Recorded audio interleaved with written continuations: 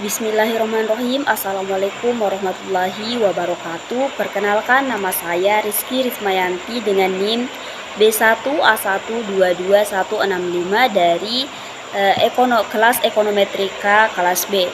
Video ini guna untuk memenuhi tugas dari Bapak Dr. Laode Suryadi SE MSI.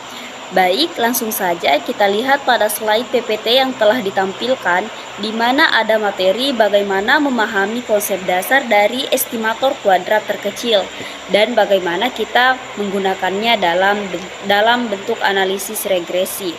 Baik, langsung pada slide kedua, di mana ada sifat-sifat estimasi kuadrat terkecil. Regresi model sederhana di sini telah ditampilkan pada PPT slide kedua, di mana YI sama dengan beta 1 tambah beta 2 kali XI tambah UI. Nah, dalam model ini terdapat dua variabel, yaitu YI dan XI, di mana Y sendiri adalah pengeluaran mingguan keluarga dan XI adalah pendapatan mingguan keluarga. Model regresi linear sederhana ini digunakan untuk memprediksi pengeluaran makanan berdasarkan pendapatan mingguan dengan persamaan YI sama dengan beta 1 tambah beta 2 kali XI tambah UI, di mana beta 1 adalah intercept, yaitu nilai YI ketika XI sama dengan 0. Kemudian beta 2 adalah koefisien regresi yang menunjukkan seberapa besar perubahan YI untuk setiap perubahan YI untuk setiap satu perubahan XI. Nah, UI adalah error term atau disturbances. Baik, selanjutnya untuk tingkat XI yang diberikan, tingkat pengeluaran makanan yang diharapkan dapat dihitung menggunakan persamaan ekspektasi YI dikondisikan pada XI sama dengan beta 1 tambah beta 2 kali XI. Rumus di atas digunakan untuk memprediksi rata-rata pengeluaran keluarga berdasarkan pendapatan keluarga. Nah, pada slide ketiga, properti dari model regresi linear sederhana. Yang pertama, YI sama dengan beta 1 tambah beta 2 kali XI tambah UI, yang dimana YI adalah fungsi linear dari UI. Nah, pada rumus kedua, ekspektasi dari UI sama dengan 0, yang setara dengan ekspektasi dari YI. Artinya UI diharapkan 0, berarti kesalahan kita tidak cenderung ke arah positif atau negatif. Selanjutnya pada rumus yang ketiga, variansi dari UI yang sama dengan variansi dari YI. Artinya variansi dari kesalahan UI dalam linear kita harapkan konstan, yang berarti bahwa sebaran kesalahan tidak berubah tergantung pada variabel lain dalam model. Nah, kita melangkah pada rumus yang keempat, kovarian antara UI dan YI sama dengan kovarian antara YI dan YJ. Artinya kesalahan untuk satu pengamatan tidak berhubungan dengan kesalahan untuk pengamatan lain. Rumus kelima, di mana XI tidak konstan untuk setiap pengamatan, berarti XI berubah antara pengamatan yang berbeda.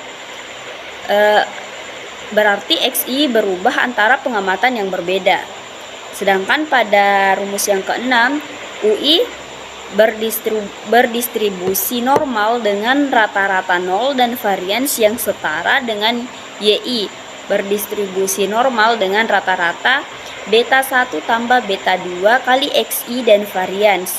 Artinya kesalahan dalam model ini tidak diharapkan mengikuti distribusi normal dengan rata-rata 0 dan variasi konstan. Selanjutnya pada slide keempat, di mana parameter populasi beta 1 dan beta 2 adalah konstanta populasi yang tidak diketahui. Dalam konteks model regresi beta 1 dan beta 2 adalah parameter yang kita coba perkirakan. Rumus sampel B1 atau beta 1 dan B2 atau beta 2 yang merupakan estimasi sampel untuk parameter beta 1 dan beta 2. Ke beta 1 dan ke beta 2 digunakan untuk mewakili formula dan pada nilai pada nilai spesifik. Mereka disebut estimator dari beta 1 dan beta 2 yang merupakan variabel acak karena mereka berbeda dari sampel ke sampel. Selanjutnya pada slide ke-5, estimator adalah variabel acak dalam konteks regresi linear. Estimator kuadrat terkecil seperti B1 dan B2 adalah variabel acak ini karena mereka dihitung dari sampel data yang juga acak. Nah, ada beberapa properties penting dari estimator yang perlu kita ketahui. Yang pertama, mean atau rata-rata. Nilai rata-rata dari estimator jika kita mengambil banyak sampel data dan menghitung estimator untuk setiap sampel. Nah, yang kedua, varian. Ini mengukur seberapa jauh estimator bisa berbeda dari linear. Selanjutnya yang ketiga, kovarian. Kovarian ini mengukur sejauh mana dua estimasi bergerak bersama. Setelah itu ada probability distribution. Ini adalah distribusi probabilitas dari estimator atau gambaran penting memilih estimator yang tepat dan yang bisa diambil oleh estimator pada model. Selanjutnya pada slide 6, nilai harapan dari B1 dan B2 dalam konteks regresi linear. B1 dan B2 adalah estimator kuadrat terkecil untuk koefisien regresi. Mereka dihitung dari sampel data karena data tersebut acak. B1 dan B2 juga merupakan varian acak. Oleh karena itu, kita bisa membahas tentang nilai harapan atau ekspektasi mereka. Dengan itu, maka rumus kuadrat terkecil estimator dalam kasus regresi sederhana seperti yang telah ditampilkan pada slide ke-6. Nah, kita melangkah pada slide ke-7. Ekspektasi nilai dari B1 dan B2. Formula kuadrat terkecil ini di dalam kasus regresi sederhana yaitu B2 sama dengan N atau jumlah sampel kali sigma XI kali YI kurang sigma XI kali sigma YI per jumlah sampel kali sigma XI kuadrat kurang sigma XI dikuadratkan sama dengan sigma XI kali YI per sigma XI dikuadratkan.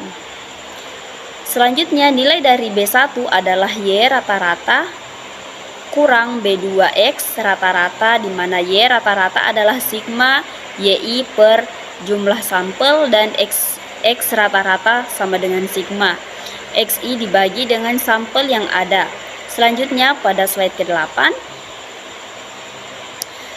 substitusi dari YI sama dengan beta 1 tambah beta 2 kali XI tambah UI ke B2 formula ke B formula sama dengan untuk mendapatkan B1 itu sama dengan beta 2 tambah jumlah sampel dikali sigma XI kali UI atau error. Error dikurang dengan sigma XI kali sigma YI per jumlah sampel kali sigma XI kuadrat. Nah, pada sigma XI kuadrat kurang sigma XI dikuadratkan. Untuk mendapatkan rata-rata dari B2 adalah estimator atau estimasi sama dengan beta 2 tambah jumlah sampel dikali sigma XI dengan estimator error dikurang sigma XI kali sigma estimator dari error term dibagi dengan jumlah sampel dikali dengan sigma XI kuadrat kurang sigma XI yang dikuadratkan. Sejak estimator dari error sama dengan 0, maka estimator dari B2 sama dengan 0.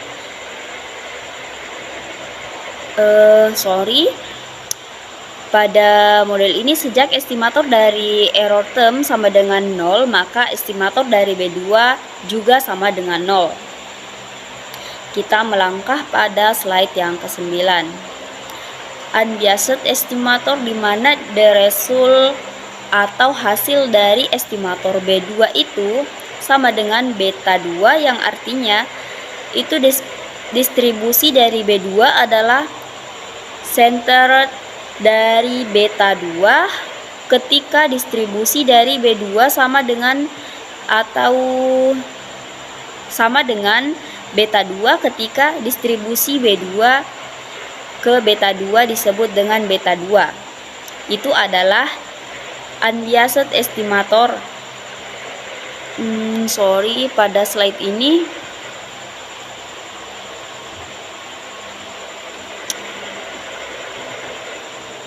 distribusi B2 disenteret ke beta 2 disebut dengan beta 2, itu adalah unbiased estimator.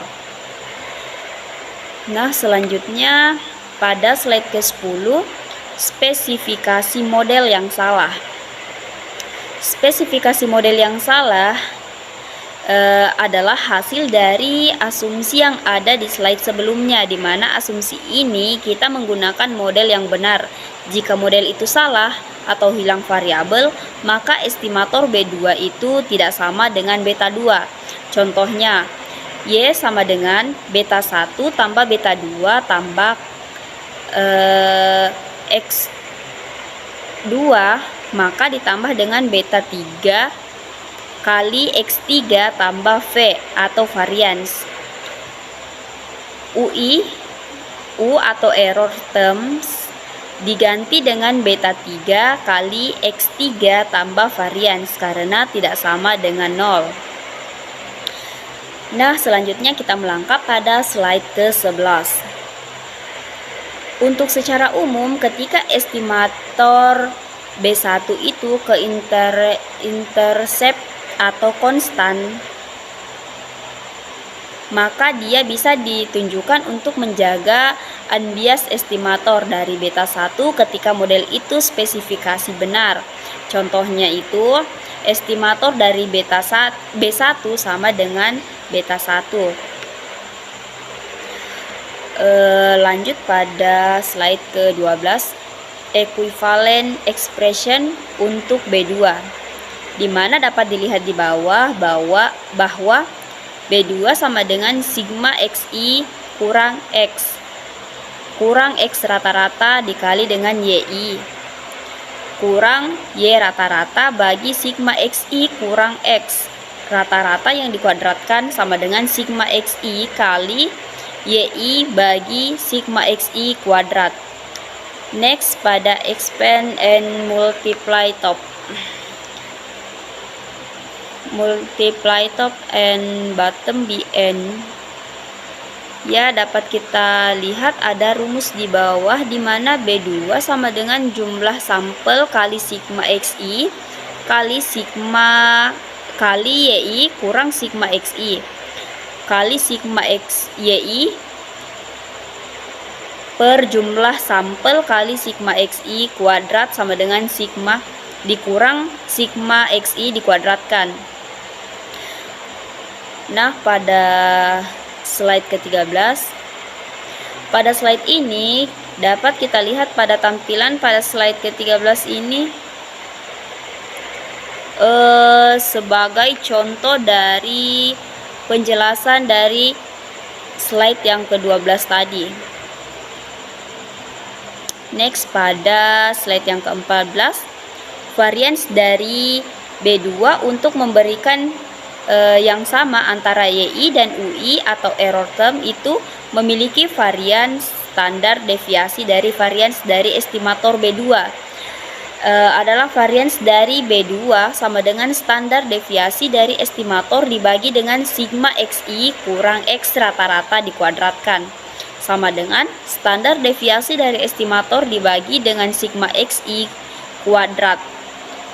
Estimator error B2 sama dengan akar 8,50 yang dikuadratkan dibagi dengan 92,55 sama dengan akar dari 0,7809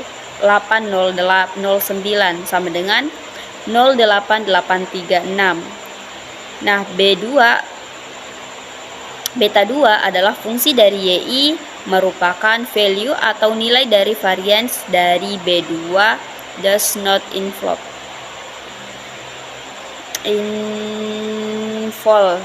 YI. Nah, pada slide yang kelima, varians dari BI dapat kita lihat bahwa B1 sama dengan Y rata-rata kurang B2 kali X rata-rata. Varians dari estimator B1 adalah varians dari BI sama dengan standar deviasi dari log adalah sigma XI pangkat 2 per jumlah sampel kali sigma XI kurang X rata-rata dikuadratkan. Bisa juga varians dikuadratkan karena nilai mutlak atau sigma XI kuadrat per jumlah sampel kali sigma XI kuadrat. Contohnya dapat kita lihat seperti contoh yang telah disebutkan pada slide sebelumnya. Langsung saja kita melangkah pada slide ke-16. Covariance dari B1 dan B2 itu sama dengan covariance itu sama dengan nilai mutlak.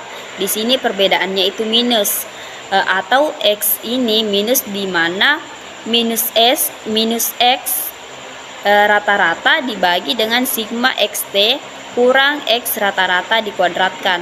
Nah, kita lihat di bawah bahwa jika X sama dengan 0, slope-nya akan berganti tanpa affecting variance.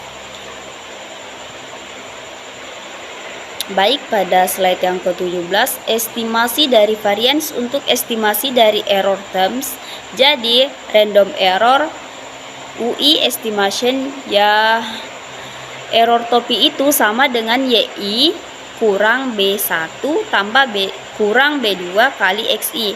Nah, bisa kita lihat di bawahnya ada standar deviasi topi kuadrat sama dengan sigma dari random error yang dikuadratkan dibagi dengan jumlah sampel yang dikurang 2. Pada slide ke-8 ada faktor determinan variance yang covariance.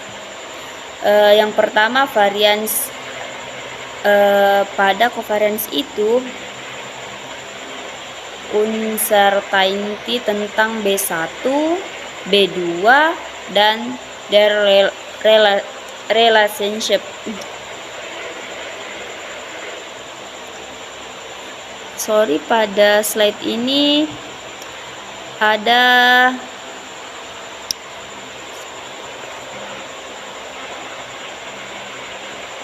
pada jumlah terbesar, pada nomor 3 jumlah terbesar dari sampel itu adalah N. Kuadrat terkecil dari varians, jumlah terbesar dari sampel itu adalah N. Sedangkan kuadrat terkecil dari varians, pada nomor 4 varians B1 itu lebih besar ketika kuadrat atau nilai dari X kuadrat dimulai dari 0. Pada nomor 5 menggantikan N, slope itu B2 tidak punya efek ke intercept B1 ketika sampel rata-ratanya itu adalah 0. Tapi jika sampel rata-ratanya positif, maka covariance antara B1 dan B2 akan berubah negatif.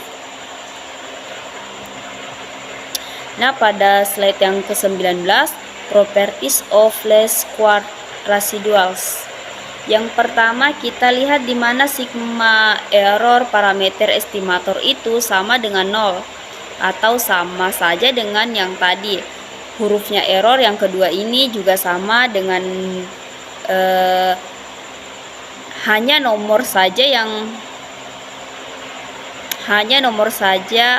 huruf saja yang berbeda di antaranya, yaitu adanya huruf error. Terus pada nomor 3 ada sigma YI kurang YI topi kali YI topi kurang Y rata-rata sama dengan 0. Dan nomor 4 itu the linear regression. Linear garis regresi itu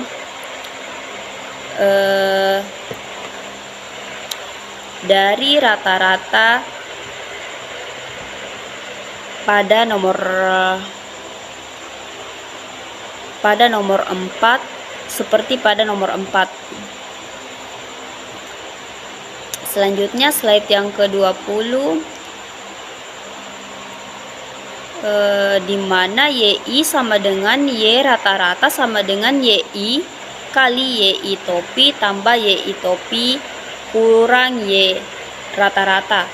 Dan YI itu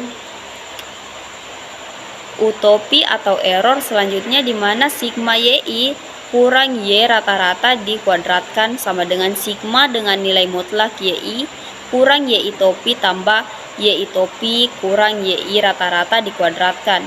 Terus ada sigma YI kurang YI top dikuadratkan sama dengan sigma YI kurang YI top dikuadratkan. Nah, YI topi dikuadratkan ini ditambah dengan sigma YI topi kurang Y rata-rata dikuadratkan, di mana sigma YI kurang Y rata-rata dikuadratkan merupakan total sum of squares atau jumlah total dari kuadrat.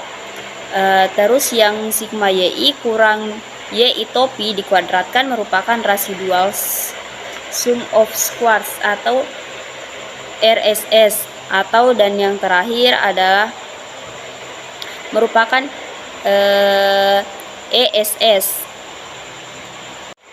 Selanjutnya pada slide ke-21 di mana R pangkat 2 atau determinasi measure of goodness of it, di mana definisi dari R pangkat 2 atau ESS per TSS sama dengan 1 kurang RSS per TSS seperti pada rumus. Yang sama dengan yang sama dengan 1 sama kurang sigma error yang dikuadratkan dibagi dengan sigma dari YI kurang Y rata-rata dikuadratkan dengan R2. Dengan R2-nya ini akan dibagi antara SS dan TSS seperti rumus di atas. Makanya TSS itu langsung dimasukkan saja, sama SS-nya juga dimasukkan seperti di atas tadi. Pada slide ke-22 alternatif R2 expression, R2 sama dengan ESS per TSS sama dengan sigma Y topi kurang Y rata-rata dikuadratkan per sigma dari YI kurang Y rata-rata dikuadratkan sama dengan sigma YI topi kuadrat per sigma YI kuadrat. Nah, dapat kita lihat rumus pada rumus yang yang ada dalam slide 22, di mana dapat dilihat pada slide ke-22 tadi. Selanjutnya pada slide 23, di sini pada slide ini kita lihat ada kurva AS, di mana R2 sama dengan 0. Jika R2 itu sama dengan 0, maka titik-titik ini tidak mengikuti garis SRF seperti pada gambar. Jadi itu tidak sinkron. Tapi jika AS seperti pada gambar di bawah, jika AS R2-nya sama dengan 0, maka titik-titik SRF-nya itu akan segaris dan akan lurus atau gotrok semakin ke atas seperti pada gambar. Bisa disaksikan sendiri pada slide yang ketiga. Selanjutnya kita melangkah pada slide yang ke-24. Sekarang kita masuk di materi Gauss-Markov. Untuk memberikan asumsi dari model regresi linear klasik dengan menggunakan model OLS estimator. Estimator dari B1 dan B2 itu adalah base linear unset estimators atau biasa disebut dengan BLUE dari B1 dan B2. Itu artinya beta 1 dan beta 2 memiliki varians terkecil dari setiap undiaset estimator dari beta 1 dan beta 2. Selanjutnya pada slide yang kelima, nilai ekspektasi dari estimator, ekspektasi dari nilai ekspektasi dari estimator BK itu sama dengan nilai real dari beta K. Terlihat pada diagramnya ada probabilitas, fungsi probabilitas di mana faktor produksi probabilitas ini, gambar probabilitas ini, ekspektasi dari B2 itu sama dengan beta 2. Nah, jika ekspektasi dari beta 2 lebih besar dari B2, itu biased overestimate atau estimasi yang lebih. Selanjutnya, jika ekspektasi dari B2 ini kurang dari beta 2, maka terjadi bias underestimate seperti pada gambar yang ada di slide 25. Selanjutnya kita melangkah pada slide 26, distribusi probabilitas dari estimasi kuadrat terkecil, di mana B1 itu N sampel besar terus naik atau mutlak beta 1. Standar deviasi covariance dari sigma xi kuadrat per jumlah sampel KI, di mana sigma xi kuadrat, dan B2 itu di mana N adalah sampel besar dan beta 2 standar deviasi kuadrat dibagi sigma xi kuadrat. Selanjutnya pada slide ke-27, distribusi normal dari central limit teori atau sentral yang terbatas jika Gauss-Markov mengasumsikan jumlah sampel ukuran sampel N besar, maka estimasi kuadrat terkecil itu B1 dan B2 memiliki normal distribusi dengan akurasi terbaik atau nilai terbesar dari ukuran sampel N. Selanjutnya pada slide ke-6 kita lihat efisiensi, di mana BK adalah efficiency unbiased estimator if for a given sample size N. Jika sampel size N the variance of BK atau terkecil, konsistensi BK akan konsisten estimator dari beta K. Jika probabilitas BK adalah 1, itu artinya ukuran sampelnya itu membesar, jadi BK-nya akan semakin akurat. Kita lanjut pada slide ke-29, the least square predictor, yaitu Pi atau prediksi kuadrat terkecil. Nilai dari ini dependen variabel Xi, kita akan prediksi nilai dari dependen variabel atau YI menggunakan estimasi OLS. Selanjutnya S square ada YI topi sama dengan B1 tambah B2 KI XI kali XI, seperti yang ditampilkan pada slide ke-29. Selanjutnya slide ke-30, summary of blue estimators. Maka kita akan dapatkan rata-rata estimator dari B1. B1 itu harus sama dengan beta 1 dan estimator dari B2 harus sama dengan beta 2. Untuk varians itu, varians B1 sama dengan standar devariance kuadrat dengan nilai mutlak dari sigma xi kuadrat per jumlah sampel dari sigma xi kuadrat, dan varians dari B2 sama dengan devariance kuadrat per sigma xi kuadrat. Nah, untuk mendapatkan standar error atau standar devariasi, di mana varians BK sama dengan akar varians dari BK.